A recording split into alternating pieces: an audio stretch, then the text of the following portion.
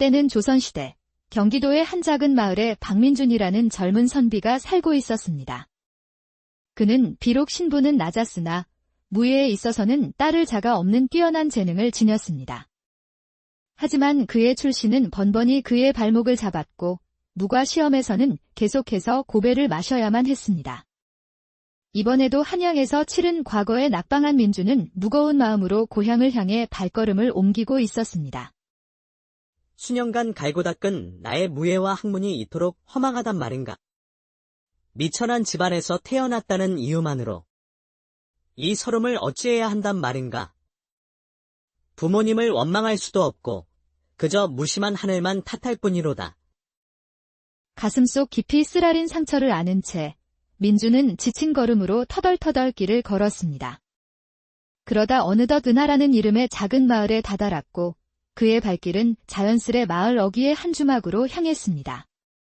도저히 맨정신으로는 이 괴로움을 견딜 수 없었기 때문입니다. 이보시오, 주모. 여기 술 한 병만 내어주시오. 어서 오십시오, 나으리.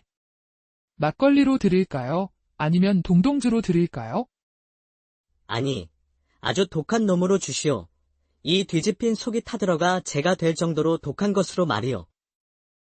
허허, 그러시다면야 우리 은하 마을의 명물인 달소주가 제격이겠네요. 금방 내어오겠습니다. 다른 안주는 필요 없소.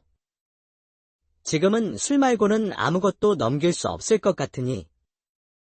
민준이 침통한 표정으로 말하자 주모는 그의 깊은 시름을 눈치채고 조용히 부엌으로 향했습니다. 곧이어 소주 한 병과 소박한 장아찌가 담긴 소반이 민준의 앞에 놓였습니다. 민준은 말없이 잔을 채워 단숨에 들이켰습니다. 목구멍을 태우는 듯한 독한 술이었습니다. 차라리 속세를 떠나 깊은 산골에 묻혀 사는 것이 나았을까? 이 헛된 꿈을 조차 세상을 헤매는 것이 무슨 의미가 있는가? 민주는 연거푸 술을 들이키며 좌절감을 잊으려 했지만 어찌 된 일인지 아무리 마셔도 취기는 오르지 않았습니다. 이럴 수가. 독주조차 이 슬픔을 달래주지 못하는구나. 대체 무엇으로 이 마음을 위로해야 한단 말인가? 바로 그때 주막의 고요함을 깨는 거슬리는 소리가 들려왔습니다. 이보게, 낭자. 뭐가 그리 부끄러워서 고개를 숙이는가? 손님이라곤 저기 시무룩한 선비 놈 하나뿐인데. 그래, 이리 와서 우리 낭군님들 술이나 한 잔 따라보게나. 아주 만나 보이는구나. 주막 한편에 자리 잡은 불안당 무리가 어린 여종을 희롱하며 큰 소리로 떠들고 있었습니다. 그들의 거친 웃음소리와 저속한 농담이 주막 안을 가득 채웠고 민준의 미간이 찌푸려졌습니다. 치밀어 오르는 분노를 억누르며 그는 다시 술잔을 기울였습니다. 지금은 그저 마음의 평온이 절실했기에 쓸데없는 소란에 엮이고 싶지 않았습니다. 그러나 불안당들의 행패는 점점 더 심해졌고 보다 못한 한 노인이 나섰습니다. 이복의 젊은이들, 너무 소란스럽지 않은가? 다른 이들도 있으니 목소리를 좀 낮추어 주게나. 뭐요? 이 영감탱이가 실성을 했나? 지금 우리한테 한 소리요. 나이를 먹었으면 눈치껏 조용히 술이나 마실 것이지. 어디서 훈계질이야. 오늘 장사 치르고 싶나? 불안당들은 적반하장으로 역정을 냈고 급기야 한 명이 노인의 멱살을 잡아챘습니다. 영감탱이 때문에 술맛 다 버렸네? 이걸 어쩔 거야. 보아하니 주머니 꽤나 두둑해 보이는데 우리 불쌍한 아우들에게 적선 좀 하시지. 그들은 노인의 뺨을 툭툭 치며 희롱하기까지 했습니다. 어른에 대한 공경심이라고는 눈꼽만큼도 찾아볼 수 없었습니다. 그 광경을 지켜보던 민주는 결국 참지 못하고 자리에서 일어났습니다. 이 무엄한 놈들. 어디서 감히 어른에게 이따위 패륜을 저지르는 것이냐. 공자께서 말씀하시길 어른을 공경함이 없으면 짐승과 다를 바 없다 하였다. 내 놈들은 짐승만도 못하구나. 당장 그 손을 떼지 못할까?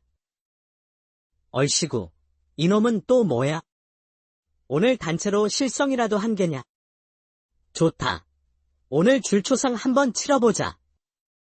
민주는 눈 하나 깜빡이지 않고 당당히 그들을 마주했습니다. 불안당 하나가 주먹을 크게 휘둘렀지만 민주는 그 팔을 단숨에 잡아채 힘껏 비틀었습니다. 아! 하는 비명과 함께 다른 불안당이 발차기를 날렸습니다. 민주는 붙잡고 있던 불안당을 방패 삼아 앞으로 밀었고 둘은 서로 뒤엉켜 바닥에 나동그라졌습니다. 이놈이 기어코 피를 보자는 거구나. 상황이 불리해지자 남은 불안당 하나가 허리춤에서 큼지막한 박도를 꺼내 들었습니다. 그 모습에 민주는 오히려 눈살을 찌푸리며 허리춤에 찬 부채를 꺼내 들었습니다. 고작 부채 따위로 뭘 어쩌겠다는 거냐. 오늘 넌 아주 잘못 걸렸다. 잡소리 그만하고 어서 덤비거라. 민준의 도발에 격분한 불안당은 괴성을 지르며 박도를 내리쳤습니다. 흉흉한 기세의 공격이었으나 민주는 펼치지 않은 부채로 가볍게 박도의 옆면을 밀어냈습니다. 궤도를 벗어난 박도는 엉뚱한 탁자에 깊숙이 박혔고 불안당은 당황하여 칼을 빼내려 낑낑거렸습니다. 쯧쯧. 힘이 그 정도밖에 없어서야 어디 밥은 빌어먹고 다니겠는. 민주는 혀를 차며 부채로 불안당의 콧잔등을 정확히 가격했습니다. 이어서 부채를 반대로 돌려 목젖을 가볍게 찌르자 불안당은 숨이 턱 막히며 뒤로 나가 떨어졌습니다. 민주는 쓰러진 불안당들을 여유롭게 내려다보며 부채를 다시 허리춤에 꽂았습니다. 주막 안은 숨막히는 침묵에 휩싸였고 모두가 경악한 표정으로 그를 바라보았습니다. 오늘은 이 정도로 봐주겠다. 더 소란 피우지 말고 썩 꺼지거라. 두고 보자. 이것으로 끝났다고 생각하지 마라. 오늘 일을 반드시 후회하게 만들어 주마. 꽁무니를 빼는 주제의 혀는 길구나. 불안당들은 저주를 퍼부으며 허둥지둥 주막을 빠져나갔습니다. 그들이 사라지자 주막은 다시 평화를 되찾았습니다. 민주는 부서진 탁자 값을 치르려 했지만 주모는 손을 내저으며 그를 말렸습니다. 나으리, 아주 큰일을 저지르셨습니다. 저놈들은 이 마을의 지주인 최진사의 패거리들입니다. 아주 악랄한 놈들이지요. 놈들은 틀림없이 보복하러 올 것입니다. 그러니 더 늦기 전에 어서 이곳을 피하십시오. 내가 왜 도망을 가야 합니까? 도망은 부끄러운 짓을 한 저놈들이 쳐야지요. 만약 놈들이 다시 온다면 그때는 더 뜨거운 맛을 보여줄 것이오. 됐고, 방이나 하나 내어주시오. 민준의 호기로운 태도에 주모는 더 이상 만류하지 못하고 방을 내주었습니다. 방으로 돌아온 민준은 자리에 누웠지만 가슴속에 천근만근 바위가 얹힌 듯 마음이 무거웠습니다. 억지로 눈을 감아도 잠은 오지 않았고 그렇게 시간은 흘러 깊은 밤이 되었습니다. 그때 밖에서 수상하게 부스럭거리는 소리와 함께 낮게 속삭이는 소리가 들려왔습니다. 여기가 맞지. 그 선비 놈의 방이 틀림없다니까.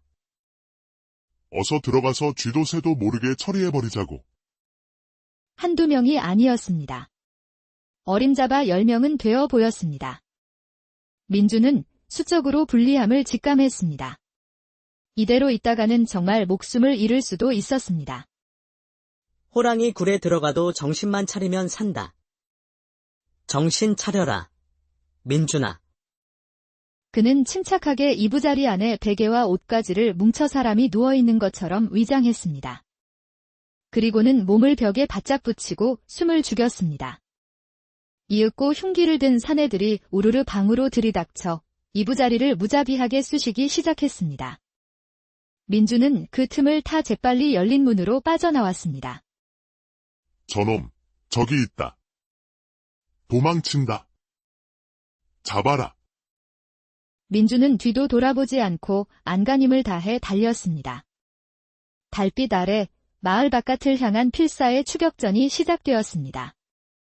숨이 턱까지 차오르고 목구멍에서 피마디 느껴질 때쯤 그의 눈앞에 큼지막한 강과 바위들이 나타났습니다. 낭패로구나. 하필이면 길이 강으로 막혀있다니? 좋다.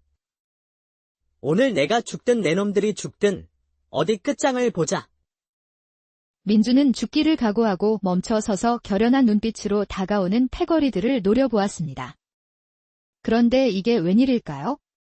그를 쫓던 패거리들이 강가 앞에서 갑자기 우뚝 멈춰 서는 것이었습니다. 돌아가자. 더 이상은 안 돼. 여기를 넘어가면 우린 다 죽어. 운 좋은 줄 알아라, 이놈. 그들은 바닥에 침을 뱉고는 마치 무언가에 쫓기는 사람들처럼 허둥지둥 돌아서 가버렸습니다. 민주는 어리둥절했지만 이내 그들의 뒷모습에 대고 소리쳤습니다. 오냐. 다음에는 머릿수를 더 늘려오너라. 영문을 알 수 없는 일이었지만 일단 위기를 넘긴 민주는 강가의 큰 바위에 등을 기대고 앉아 숨을 골랐습니다. 그는 밤하늘의 외로운 달을 멍하니 바라보았습니다. 구름 사이 외로운 저 달이 마치 내 마음 같아 서글프구나. 그때였습니다. 졸졸 흐르는 물소리 사이로 애처롭게 흐느끼는 여인의 울음소리가 들려왔습니다. 등골이 오싹했지만 민주는 호기심을 누를 수 없었습니다. 귀신이면 물러가고 사람이면 대답하라. 거기 누구냐? 그의 외침에도 울음소리는 멈추지 않았습니다. 결국 그는 소리가 나는 쪽으로 조심스럽게 발걸음을 옮겼습니다. 달빛이 비치는 강가에 소복을 입은 한 여인이 무릎을 꿇고 앉아 흐느끼고 있었습니다. 슬픔에 잠긴 모습이었지만 심장이 멎을 듯 아름다운 여인이었습니다. 이보시오. 무슨 일로 이 깊은 밤의 강가에서 이리 슬피 울고 계시오? 송구하옵니다. 나으리. 저는 죽어서도 이승을 떠나지 못하는 한이 서려 이리 울고 있사옵니다. 민주는 그 말에 깜짝 놀라 잠시 주춤했지만 여인의 슬픔에 이끌려 다시 다가갔습니다. 죽었다니. 그럼 그대는 사람이 아니라 귀신이란 말이오. 그러하옵니다. 소녀는 이미 죽은 몸이오나 너무나 억울한 사연이 있어 저승으로 가지 못하고 있사옵니다. 그대의 한이 무엇이기에 이토록 서럽게 우는 것이오? 말해보시오. 내 그대의 한을 풀어주고 싶소. 나으리께서는 제가 두렵지 않으십니까? 장차 이 나라의 대장군이 될 몸이오. 죽은 자를 두려워해서야 어찌 산 자를 지키겠소. 두려워할 리 없으니 그대의 사연을 말해보시오. 민준의 담대한 대답에 여인은 눈물을 닦고 자신의 이야기를 시작했습니다. 소년의 이름은 서연이라 하옵니다. 본래 이 마을 양반가의 딸로 사랑하는 정인과 혼례를 앞두고 있었사옵니다. 허나 혼례 전날 평소 저를 탐내던 이 마을의 지주 최진사가 최진사라면 아까 그 불안당들의 주인이요. 이에 맞사옵니다. 최진사는 저를 강제로 차지하려 했고 이에 반항하던 저의 정인을 해치고 말았나이다. 맙서사. 천벌을 받을 놈이로구나. 그뿐만이 아니옵니다. 저는 그의 집으로 끌려가 몹쓸 짓을 당할 뻔했으나 틈을 타 도망쳤습니다. 허나 그의 패거리들이 저를 쫓아왔고 저는 더 큰 치욕을 당하느니 차라리 죽음을 택하기로 마음먹고 이 강에 몸을 던졌사옵니다. 그녀의 기구한 사연에 민주는 주먹을 불끈 쥐며 분노의 눈물을 흘렸습니다. 이제껏 저를 보고 도망가지 않고 이렇게 이야기를 들어준 분은 나으리가 처음이옵니다. 소녀, 깊이 감사드립니다. 아니요. 이제야 그자들이 왜 강가 앞에서 도망쳤는지 알 것 같구려.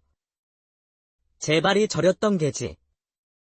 그 말을 마친 순간 서연은 연기처럼 너울거리며 날아와 민준의 품에 안겼습니다. 오랜 세월 저의 한을 갚아줄 난군임을 이곳에서 기다렸사옵니다. 내 반드시 그대의 한을 풀어 극락왕생하도록 돕겠소. 민주는 서늘한 기운의 그녀를 따뜻하게 품어주었습니다. 서연은 애틋하게 그를 올려다보며 차가운 입술로 그에게 입을 맞추었습니다. 달빛 아래 두 사람은 서로의 슬픔과 한을 나누며 애달픈 순간을 함께했습니다. 민주는 마치 꿈을 꾸듯 몽롱한 기분으로 쓰러져 잠이 들었습니다. 아침이 되어 눈을 떴을 때 주변에는 아무도 없었습니다. 간밤의 일이 꿈결처럼 느껴졌습니다. 하지만 그의 품속에는 생전 처음 보는 고운 놀이개 하나가 들어 있었습니다.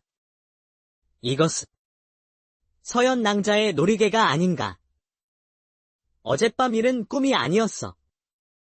민주는 바위를 향해 그녀의 명복을 빌고 반드시 복수를 해주겠다고 굳게 다짐했습니다. 그는 굳은 결심의 증표로 상투를 풀고 쑥대머리를 한 채 다시 마을 주막으로 향했습니다. 어서 오시오. 어이쿠, 돈은 있소? 주모, 거 너무 섭섭하게 구는구려. 오랜만에 봤는데 인사치레가 그게 다요? 뭐, 우리가 어디서 봤다고? 술이나 한 잔 주시오. 저번처럼 독한 달소주로. 뒤집힌 속을 한 번 더 뒤집어야겠으니. 아니, 이 목소리는 나으리 아니십니까? 주모는 익숙한 주문에 깜짝 놀라 민준의 얼굴을 자세히 살폈고 이내 그를 알아보았습니다. 쉬, 목소리를 낮추시오. 들키면 곤란한 처지라오. 아니, 살아계셨군요. 밤중에 최진사 패거리가 쳐들어갔을 때 돌아가신 줄로만 알았습니다.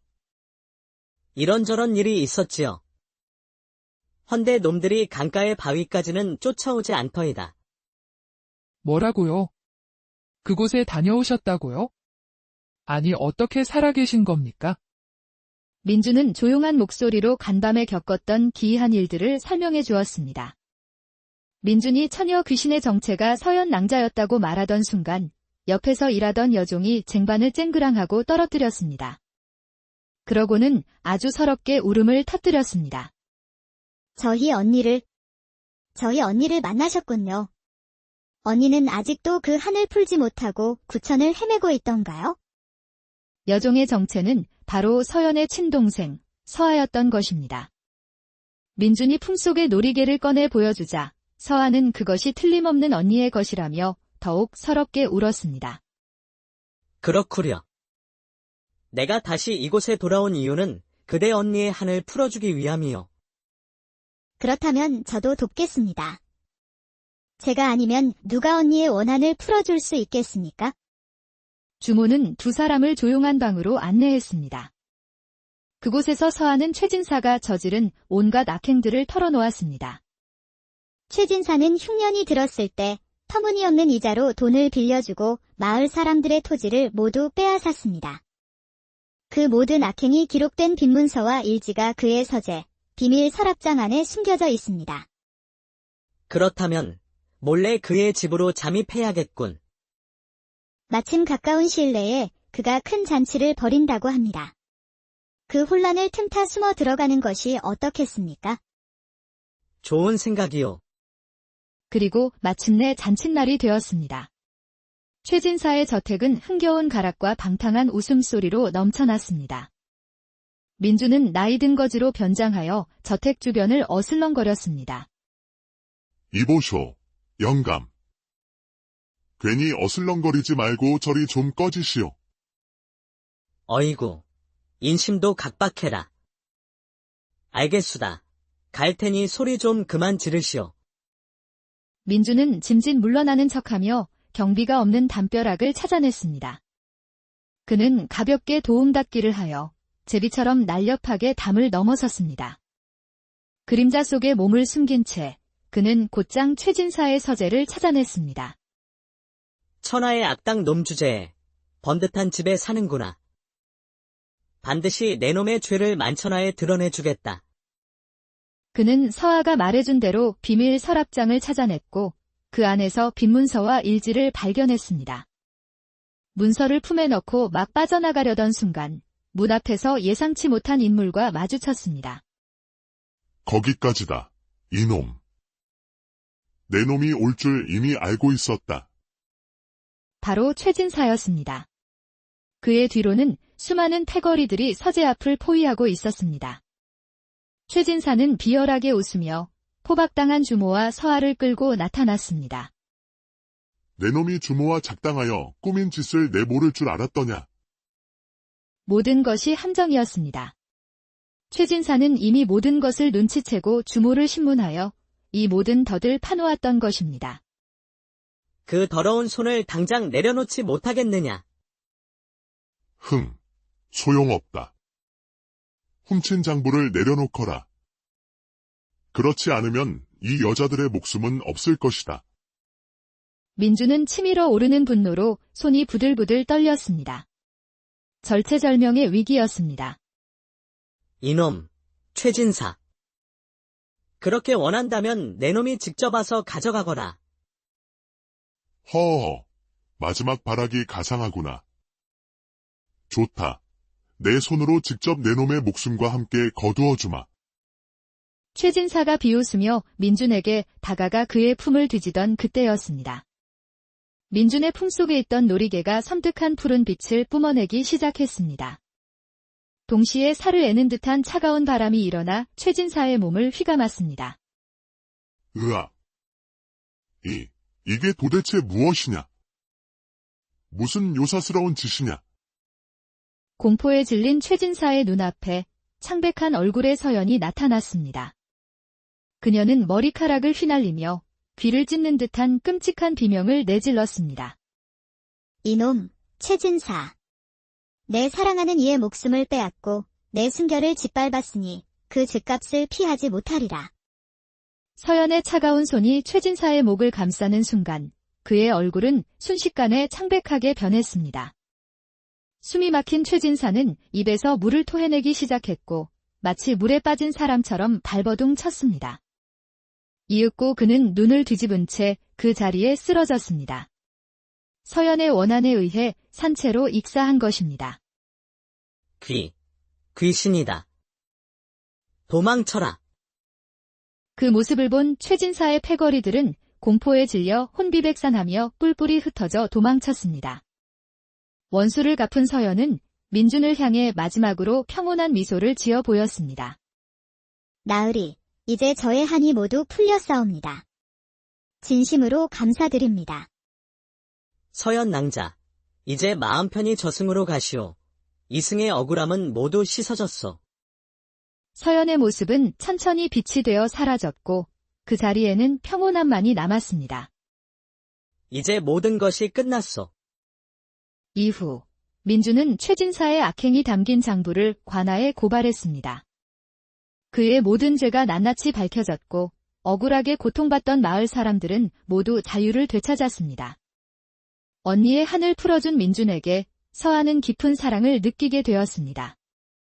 결국 두 사람은 혼인을 약속하게 되었습니다.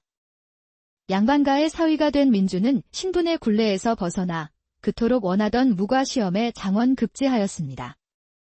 마침내 자신의 재능을 인정받아 나라를 지키는 훌륭한 장군이 된 것입니다.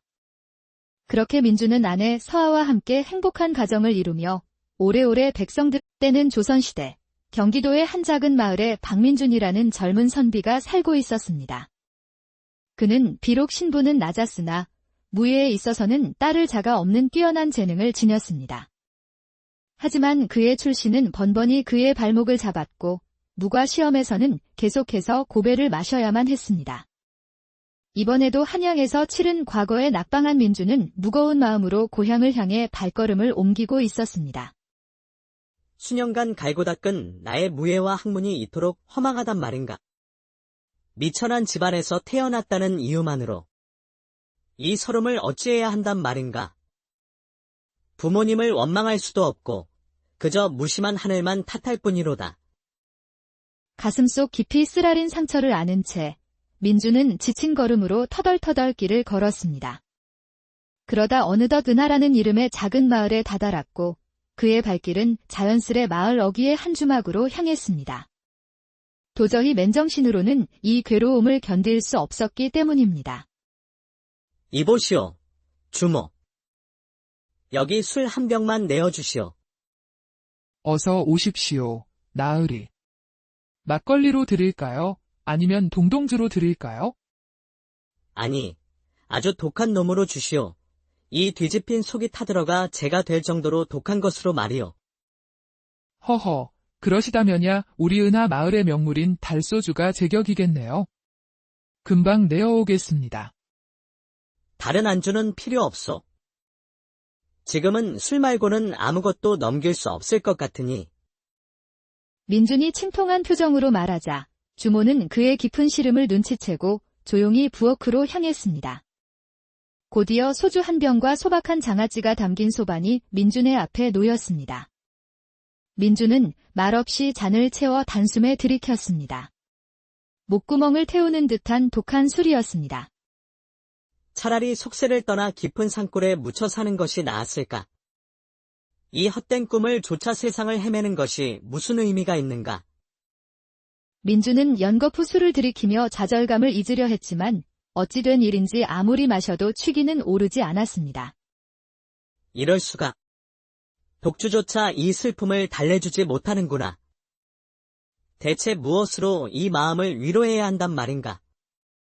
바로 그때 주막의 고요함을 깨는 거슬리는 소리가 들려왔습니다. 이복의 낭자.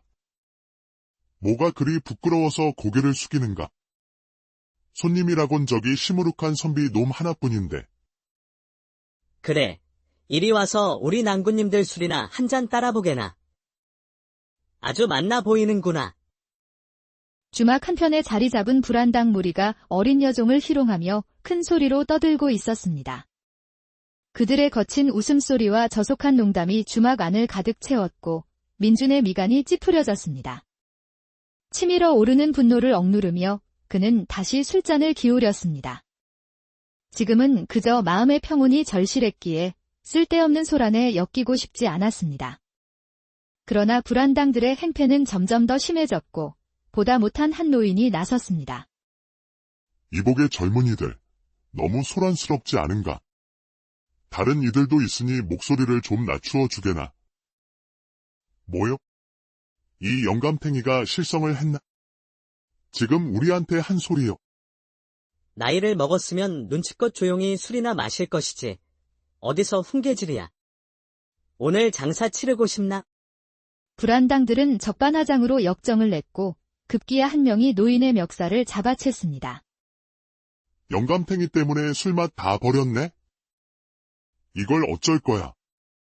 보아하니 주머니 꽤나 두둑해 보이는데 우리 불쌍한 아우들에게 적선 좀 하시지.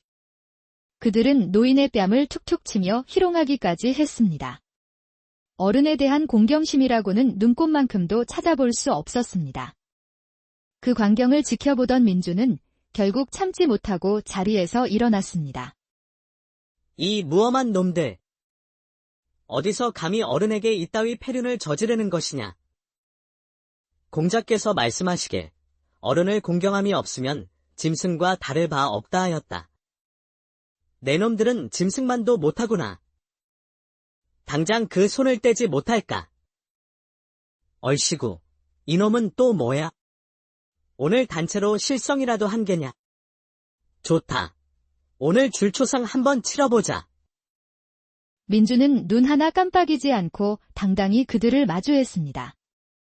불안당 하나가 주먹을 크게 휘둘렀지만 민준은 그 팔을 단숨에 잡아채 힘껏 비틀었습니다. 아! 하는 비명과 함께 다른 불안당이 발차기를 날렸습니다. 민준은 붙잡고 있던 불안당을 방패에 삼아 앞으로 밀었고 둘은 서로 뒤엉켜 바닥에 나동그라졌습니다. 이놈이 기어코 피를 보자는 거구나. 상황이 불리해지자 남은 불안당 하나가 허리춤에서 큼지막한 박도를 꺼내 들었습니다. 그 모습에 민준은 오히려 눈살을 찌푸리며 허리춤에 찬 부채를 꺼내 들었습니다. 흥, 고작 부채 따위로 뭘 어쩌겠다는 거냐. 오늘 넌 아주 잘못 걸렸다. 잡소리 그만하고 어서 덤비거라. 민준의 도발에 격분한 불안당은 괴성을 지르며 박도를 내리쳤습니다. 흉흉한 기세의 공격이었으나 민준은 펼치지 않은 부채로 가볍게 박도의 옆면을 밀어냈습니다. 궤도를 벗어난 박도는 엉뚱한 탁자에 깊숙이 박혔고 불안당은 당황하여 칼을 빼내려 낑낑거렸습니다. 쯧쯧. 힘이 그 정도밖에 없어서야 어디 밥은 빌어먹고 다니겠는. 민준은 혀를 차며 부채로 불안당의 콧잔 등을 정확히 가격했습니다.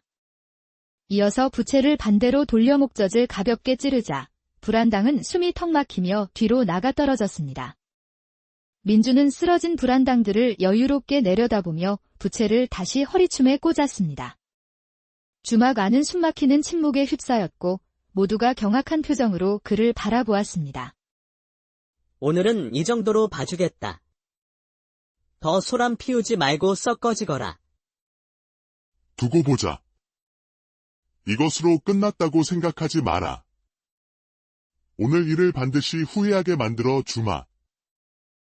꽁무니를 빼는 주제의 혀는 길구나. 불안당들은 저주를 퍼부으며 허둥지둥 주막을 빠져나갔습니다. 그들이 사라지자 주막은 다시 평화를 되찾았습니다. 민주는 부서진 탁자 값을 치르려 했지만 주모는 손을 내저으며 그를 말렸습니다. 나으리, 아주 큰일을 저지르셨습니다. 저놈들은 이 마을의 지주인 최진사의 패거리들입니다. 아주 악랄한 놈들이지요. 놈들은 틀림없이 보복하러 올 것입니다. 그러니 더 늦기 전에 어서 이곳을 피하십시오. 내가 왜 도망을 가야 합니까? 도망은 부끄러운 짓을 한 저놈들이 쳐야지요. 만약 놈들이 다시 온다면 그때는 더 뜨거운 맛을 보여줄 것이요. 됐고, 방이나 하나 내어주시오. 민준의 호기로운 태도에 주모는 더 이상 만류하지 못하고 방을 내주었습니다. 방으로 돌아온 민준은 자리에 누웠지만 가슴속에 천근만근 바위가 얹힌 듯 마음이 무거웠습니다. 억지로 눈을 감아도 잠은 오지 않았고 그렇게 시간은 흘러 깊은 밤이 되었습니다. 그때 밖에서 수상하게 부스럭거리는 소리와 함께 낮게 속삭이는 소리가 들려왔습니다. 여기가 맞지. 그 선비 놈의 방이 틀림없다니까. 어서 들어가서 쥐도 새도 모르게 처리해버리자고. 한두 명이 아니었습니다. 어림잡아 10명은 되어 보였습니다. 민주는 수적으로 불리함을 직감했습니다. 이대로 있다가는 정말 목숨을 잃을 수도 있었습니다. 호랑이 굴에 들어가도 정신만 차리면 산다. 정신 차려라, 민준아. 그는 침착하게 이부자리 안에 베개와 옷가지를 뭉쳐 사람이 누워있는 것처럼 위장했습니다. 그리고는 몸을 벽에 바짝 붙이고 숨을 죽였습니다. 이윽고 흉기를 든 사내들이 우르르 방으로 들이닥쳐 이부자리를 무자비하게 쑤시기 시작했습니다. 민주는 그 틈을 타 재빨리 열린 문으로 빠져나왔습니다. 저놈, 저기 있다. 도망친다. 잡아라. 민주는 뒤도 돌아보지 않고 안간힘을 다해 달렸습니다. 달빛 아래 마을 바깥을 향한 필사의 추격전이 시작되었습니다. 숨이 턱까지 차오르고 목구멍에서 피마디 느껴질 때쯤 그의 눈앞에 큼지막한 강과 바위들이 나타났습니다. 낭패로구나. 하필이면 길이 강으로 막혀있다니? 좋다. 오늘 내가 죽든 내 놈들이 죽든 어디 끝장을 보자. 민주는 죽기를 각오하고 멈춰 서서 결연한 눈빛으로 다가오는 패거리들을 노려보았습니다. 그런데 이게 웬일일까요? 그를 쫓던 패거리들이 강가 앞에서 갑자기 우뚝 멈춰 서는 것이었습니다. 돌아가자. 더 이상은 안 돼. 여기를 넘어가면 우린 다 죽어. 운 좋은 줄 알아라, 이놈. 그들은 바닥에 침을 뱉고는 마치 무언가에 쫓기는 사람들처럼 허둥지둥 돌아서 가버렸습니다. 민주는 어리둥절했지만 이내 그들의 뒷모습에 대고 소리쳤습니다. 오냐? 다음에는 머릿수를 더 늘려오너라.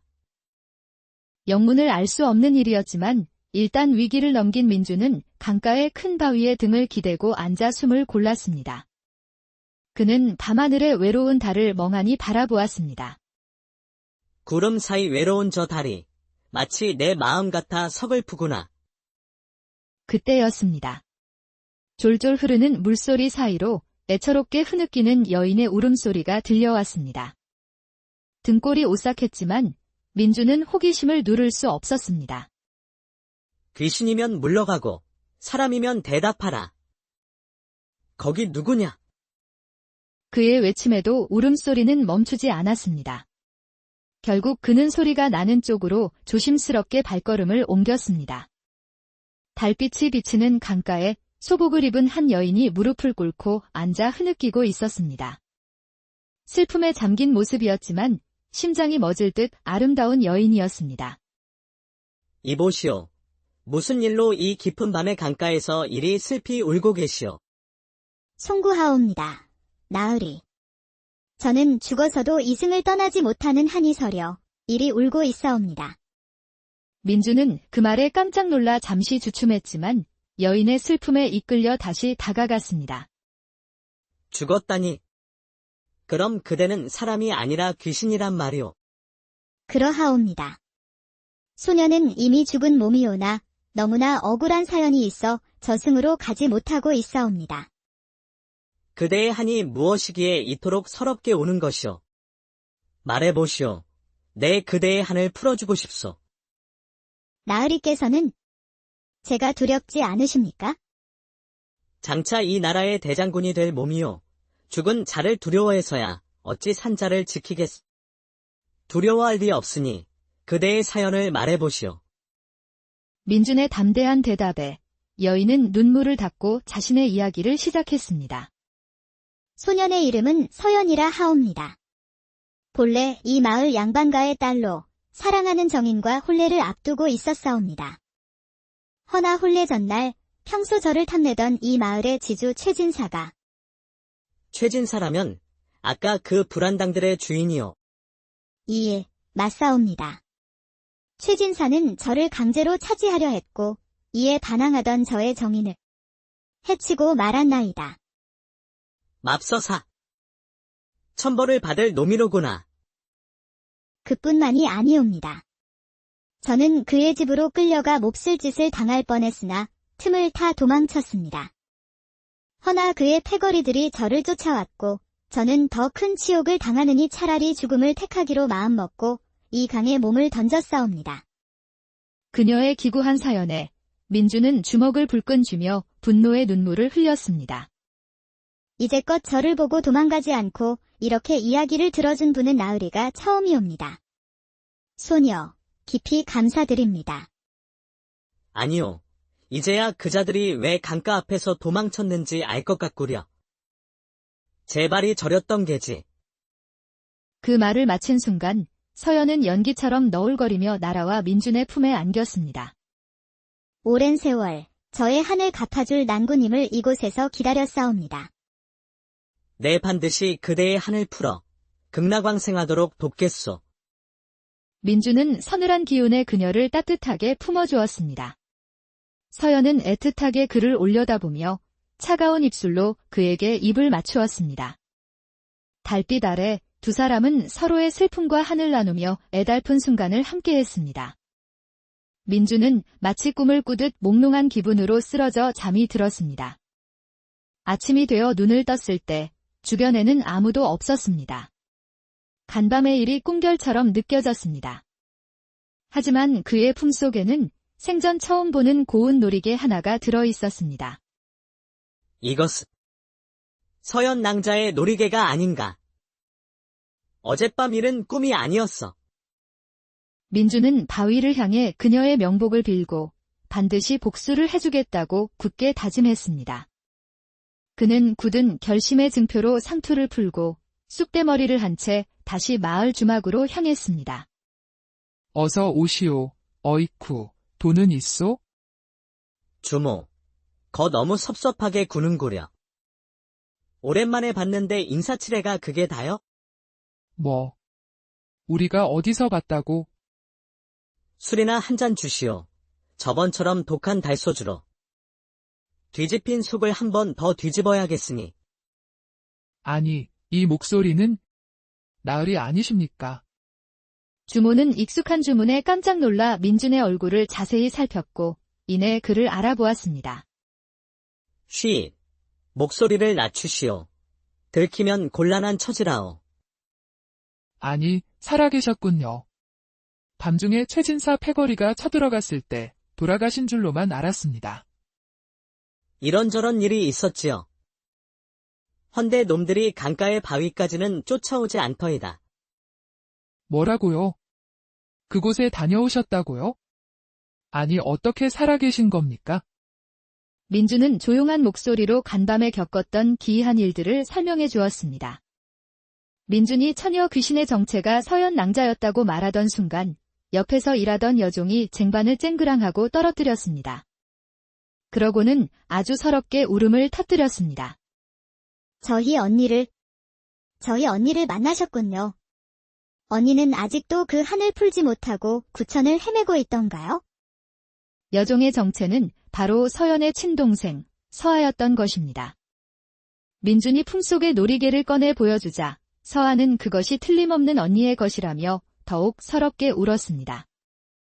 그렇구려. 내가 다시 이곳에 돌아온 이유는 그대 언니의 한을 풀어주기 위함이요. 그렇다면 저도 돕겠습니다. 제가 아니면 누가 언니의 원한을 풀어줄 수 있겠습니까? 주모는 두 사람을 조용한 방으로 안내했습니다. 그곳에서 서아는 최진사가 저지른 온갖 악행들을 털어놓았습니다. 최진사는 흉년이 들었을 때 터무니없는 이자로 돈을 빌려주고 마을 사람들의 토지를 모두 빼앗았습니다. 그 모든 악행이 기록된 빈문서와 일지가 그의 서재, 비밀 서랍장 안에 숨겨져 있습니다. 그렇다면 몰래 그의 집으로 잠입해야겠군. 마침 가까운 시일 내에 그가 큰 잔치를 벌인다고 합니다. 그 혼란을 틈타 숨어 들어가는 것이 어떻겠습니까? 좋은 생각이요. 그리고 마침내 잔칫날이 되었습니다. 최진사의 저택은 흥겨운 가락과 방탕한 웃음소리로 넘쳐났습니다. 민주는 나이 든 거지로 변장하여 저택 주변을 어슬렁거렸습니다. 이보쇼, 영감. 괜히 어슬렁거리지 말고 저리 좀 꺼지시오. 어이구, 인심도 각박해라. 알겠수다. 갈 테니 소리 좀 그만 지르시오.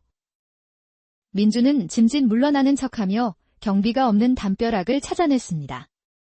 그는 가볍게 도움닫기를 하여 제비처럼 날렵하게 담을 넘어섰습니다. 그림자 속에 몸을 숨긴 채 그는 곧장 최진사의 서재를 찾아냈습니다. 천하의 악당 놈 주제에 번듯한 집에 사는구나. 반드시 내 놈의 죄를 만천하에 드러내주겠다. 그는 서아가 말해준 대로 비밀 서랍장을 찾아냈고 그 안에서 빈문서와 일지를 발견했습니다. 문서를 품에 넣고 막 빠져나가려던 순간 문 앞에서 예상치 못한 인물과 마주쳤습니다. 거기까지다, 이놈. 내 놈이 올 줄 이미 알고 있었다. 바로 최진사였습니다. 그의 뒤로는 수많은 패거리들이 서재 앞을 포위하고 있었습니다. 최진사는 비열하게 웃으며 포박당한 주모와 서아를 끌고 나타났습니다. 내 놈이 주모와 작당하여 꾸민 짓을 내 모를 줄 알았더냐. 모든 것이 함정이었습니다. 최진사는 이미 모든 것을 눈치채고 주모를 신문하여 이 모든 덫을 파놓았던 것입니다. 그 더러운 손을 당장 내려놓지 못하겠느냐. 소용없다. 훔친 장부를 내려놓거라. 그렇지 않으면 이 여자들의 목숨은 없을 것이다. 민주는 치밀어 오르는 분노로 손이 부들부들 떨렸습니다. 절체절명의 위기였습니다. 이놈, 최진사. 그렇게 원한다면 내 놈이 직접 와서 가져가거라. 허허, 마지막 발악이 가상하구나. 좋다. 내 손으로 직접 내 놈의 목숨과 함께 거두어주마. 최진사가 비웃으며 민준에게 다가가 그의 품을 뒤지던 그때였습니다. 민준의 품속에 있던 놀이개가 섬뜩한 푸른 빛을 뿜어내기 시작했습니다. 동시에 살을 애는 듯한 차가운 바람이 일어나 최진사의 몸을 휘감았습니다. 으악. 이게 도대체 무엇이냐? 무슨 요사스러운 짓이냐? 공포에 질린 최진사의 눈앞에 창백한 얼굴의 서연이 나타났습니다. 그녀는 머리카락을 휘날리며 귀를 찢는 듯한 끔찍한 비명을 내질렀습니다. 이놈, 최진사. 내 사랑하는 이의 목숨을 빼앗고 내 순결을 짓밟았으니 그 죗값을 피하지 못하리라. 서연의 차가운 손이 최진사의 목을 감싸는 순간 그의 얼굴은 순식간에 창백하게 변했습니다. 숨이 막힌 최진사는 입에서 물을 토해내기 시작했고 마치 물에 빠진 사람처럼 발버둥 쳤습니다. 이윽고 그는 눈을 뒤집은 채 그 자리에 쓰러졌습니다. 서연의 원한에 의해 산채로 익사한 것입니다. 귀신이다. 도망쳐라. 그 모습을 본 최진사의 패거리들은 공포에 질려 혼비백산하며 뿔뿔이 흩어져 도망쳤습니다. 원수를 갚은 서연은 민준을 향해 마지막으로 평온한 미소를 지어 보였습니다. 나으리, 이제 저의 한이 모두 풀렸사옵니다. 진심으로 감사드립니다. 서연 낭자, 이제 마음 편히 저승으로 가시오. 이승의 억울함은 모두 씻어졌소.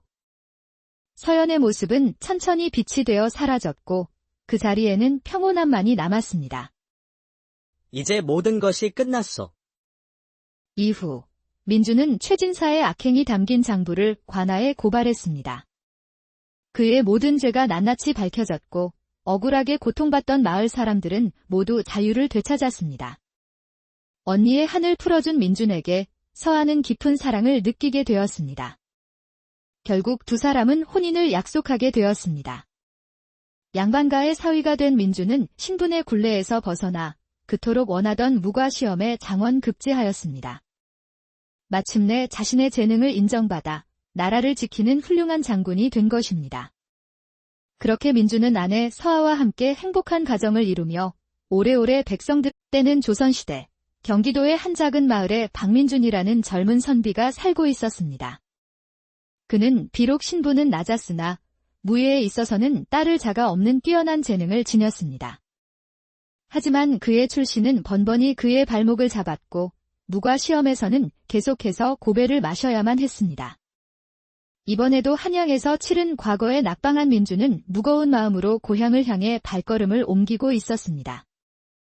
수년간 갈고 닦은 나의 무예와 학문이 이토록 허망하단 말인가. 미천한 집안에서 태어났다는 이유만으로 이 서름을 어찌해야 한단 말인가. 부모님을 원망할 수도 없고 그저 무심한 하늘만 탓할 뿐이로다. 가슴속 깊이 쓰라린 상처를 아는 채 민주는 지친 걸음으로 터덜터덜 길을 걸었습니다.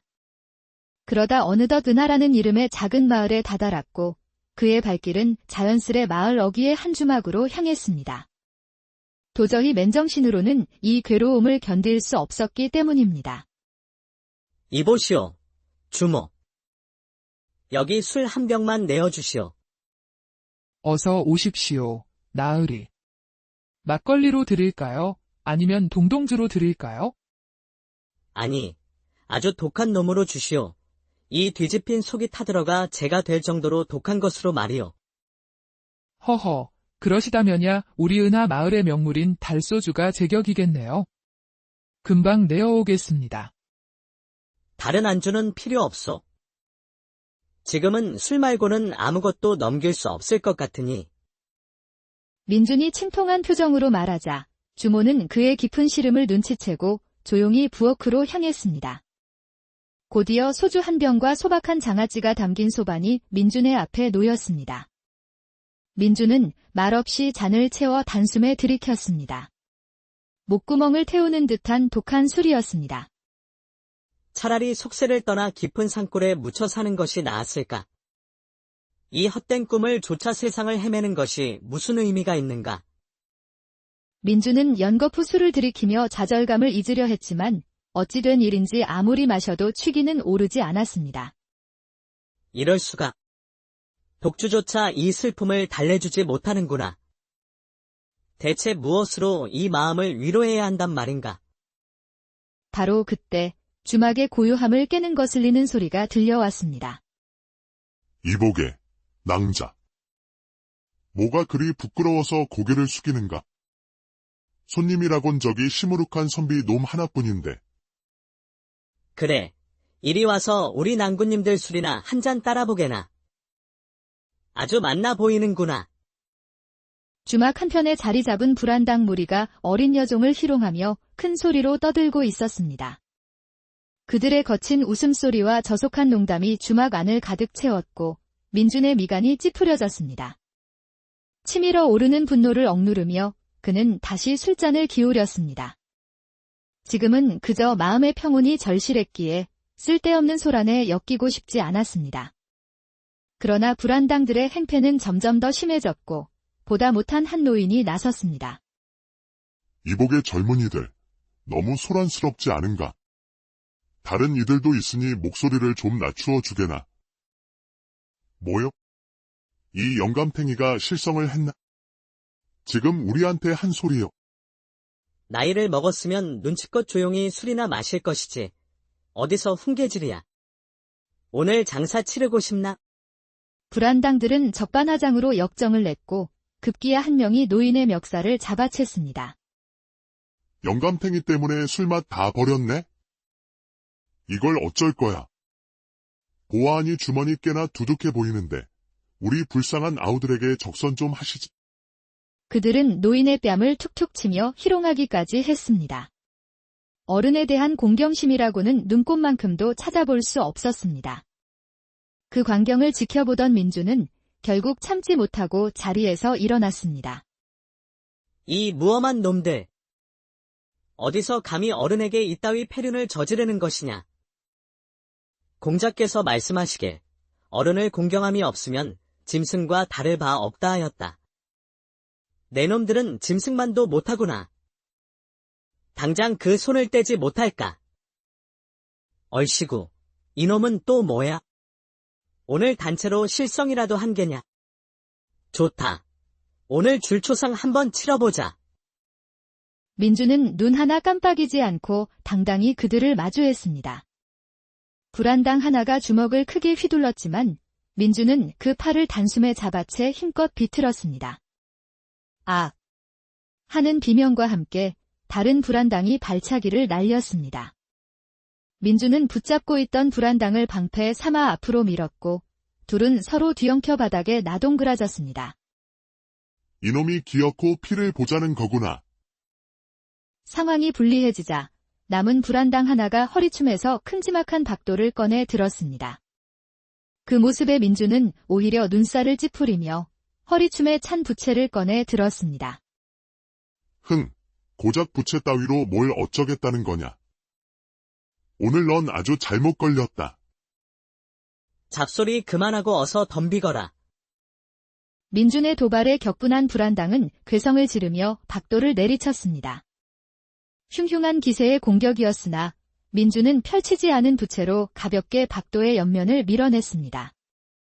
궤도를 벗어난 박도는 엉뚱한 탁자에 깊숙이 박혔고 불안당은 당황하여 칼을 빼내려 낑낑거렸습니다. 쯧쯧. 힘이 그 정도밖에 없어서야 어디 밥은 빌어먹고 다니겠는. 민주는 혀를 차며 부채로 불안당의 콧잔등을 정확히 가격했습니다. 이어서 부채를 반대로 돌려 목젖을 가볍게 찌르자 불안당은 숨이 턱 막히며 뒤로 나가 떨어졌습니다. 민주는 쓰러진 불안당들을 여유롭게 내려다보며 부채를 다시 허리춤에 꽂았습니다. 주막 안은 숨막히는 침묵에 휩싸였고 모두가 경악한 표정으로 그를 바라보았습니다. 오늘은 이 정도로 봐주겠다. 더 소란 피우지 말고 썩 꺼지거라. 두고 보자. 이것으로 끝났다고 생각하지 마라. 오늘 일을 반드시 후회하게 만들어 주마. 꽁무니를 빼는 주제의 혀는 길구나. 불안당들은 저주를 퍼부으며 허둥지둥 주막을 빠져나갔습니다. 그들이 사라지자 주막은 다시 평화를 되찾았습니다. 민주는 부서진 탁자 값을 치르려 했지만 주모는 손을 내저으며 그를 말렸습니다. 나으리, 아주 큰일을 저지르셨습니다. 저놈들은 이 마을의 지주인 최진사의 패거리들입니다. 아주 악랄한 놈들이지요. 놈들은 틀림없이 보복하러 올 것입니다. 그러니 더 늦기 전에 어서 이곳을 피하십시오. 내가 왜 도망을 가야 합니까? 도망은 부끄러운 짓을 한 저놈들이 쳐야지요. 만약 놈들이 다시 온다면 그때는 더 뜨거운 맛을 보여줄 것이요. 됐고, 방이나 하나 내어주시오. 민준의 호기로운 태도에 주모는 더 이상 만류하지 못하고 방을 내주었습니다. 방으로 돌아온 민주는 자리에 누웠지만 가슴속에 천근만근 바위가 얹힌 듯 마음이 무거웠습니다. 억지로 눈을 감아도 잠은 오지 않았고 그렇게 시간은 흘러 깊은 밤이 되었습니다. 그때 밖에서 수상하게 부스럭거리는 소리와 함께 낮게 속삭이는 소리가 들려왔습니다. 여기가 맞지. 그 선비 놈의 방이 틀림없다니까. 어서 들어가서 쥐도 새도 모르게 처리해버리자고. 한두 명이 아니었습니다. 어림잡아 10명은 되어 보였습니다. 민주는 수적으로 불리함을 직감했습니다. 이대로 있다가는 정말 목숨을 잃을 수도 있었습니다. 호랑이 굴에 들어가도 정신만 차리면 산다. 정신 차려라. 민준아. 그는 침착하게 이부자리 안에 베개와 옷가지를 뭉쳐 사람이 누워있는 것처럼 위장했습니다. 그리고는 몸을 벽에 바짝 붙이고 숨을 죽였습니다. 이윽고 흉기를 든 사내들이 우르르 방으로 들이닥쳐 이부자리를 무자비하게 쑤시기 시작했습니다. 민주는 그 틈을 타 재빨리 열린 문으로 빠져나왔습니다. 저놈, 저기 있다. 도망친다. 잡아라. 민주는 뒤도 돌아보지 않고 안간힘을 다해 달렸습니다. 달빛 아래 마을 바깥을 향한 필사의 추격전이 시작되었습니다. 숨이 턱까지 차오르고 목구멍에서 피마디 느껴질 때쯤 그의 눈앞에 큼지막한 강과 바위들이 나타났습니다. 낭패로구나. 하필이면 길이 강으로 막혀있다니? 좋다. 오늘 내가 죽든 내 놈들이 죽든 어디 끝장을 보자. 민주는 죽기를 각오하고 멈춰 서서 결연한 눈빛으로 다가오는 패거리들을 노려보았습니다. 그런데 이게 웬일일까요? 그를 쫓던 패거리들이 강가 앞에서 갑자기 우뚝 멈춰 서는 것이었습니다. 돌아가자. 더 이상은 안 돼. 여기를 넘어가면 우린 다 죽어. 운 좋은 줄 알아라. 이놈. 그들은 바닥에 침을 뱉고는 마치 무언가에 쫓기는 사람들처럼 허둥지둥 돌아서 가버렸습니다. 민주는 어리둥절했지만 이내 그들의 뒷모습에 대고 소리쳤습니다. 오냐. 다음에는 머릿수를 더 늘려오너라. 영문을 알 수 없는 일이었지만 일단 위기를 넘긴 민주는 강가의 큰 바위에 등을 기대고 앉아 숨을 골랐습니다. 그는 밤하늘의 외로운 달을 멍하니 바라보았습니다. 구름 사이 외로운 저 달이 마치 내 마음 같아 서글프구나. 그때였습니다. 졸졸 흐르는 물소리 사이로 애처롭게 흐느끼는 여인의 울음소리가 들려왔습니다. 등골이 오싹했지만 민주는 호기심을 누를 수 없었습니다. 귀신이면 물러가고 사람이면 대답하라. 거기 누구냐? 그의 외침에도 울음소리는 멈추지 않았습니다. 결국 그는 소리가 나는 쪽으로 조심스럽게 발걸음을 옮겼습니다. 달빛이 비치는 강가에 소복을 입은 한 여인이 무릎을 꿇고 앉아 흐느끼고 있었습니다. 슬픔에 잠긴 모습이었지만 심장이 멎을 듯 아름다운 여인이었습니다. 이보시오. 무슨 일로 이 깊은 밤의 강가에서 이리 슬피 울고 계시오? 송구하옵니다. 나으리. 저는 죽어서도 이승을 떠나지 못하는 한이 서려 이리 울고 있사옵니다. 민주는 그 말에 깜짝 놀라 잠시 주춤했지만 여인의 슬픔에 이끌려 다시 다가갔습니다. 죽었다니. 그럼 그대는 사람이 아니라 귀신이란 말이오. 그러하옵니다. 소녀는 이미 죽은 몸이오나 너무나 억울한 사연이 있어 저승으로 가지 못하고 있사옵니다. 그대의 한이 무엇이기에 이토록 서럽게 우는 것이오? 말해보시오. 내 그대의 한을 풀어주고 싶소. 나으리께서는 제가 두렵지 않으십니까? 장차 이 나라의 대장군이 될 몸이오. 죽은 자를 두려워해서야 어찌 산 자를 지키겠소. 두려워할 리 없으니 그대의 사연을 말해보시오. 민준의 담대한 대답에 여인은 눈물을 닦고 자신의 이야기를 시작했습니다. 소년의 이름은 서연이라 하옵니다. 본래 이 마을 양반가의 딸로 사랑하는 정인과 혼례를 앞두고 있었사옵니다. 허나 혼례 전날 평소 저를 탐내던 이 마을의 지주 최진사가 최진사라면 아까 그 불안당들의 주인이요. 이에 맞사옵니다. 최진사는 저를 강제로 차지하려 했고, 이에 반항하던 저의 정의는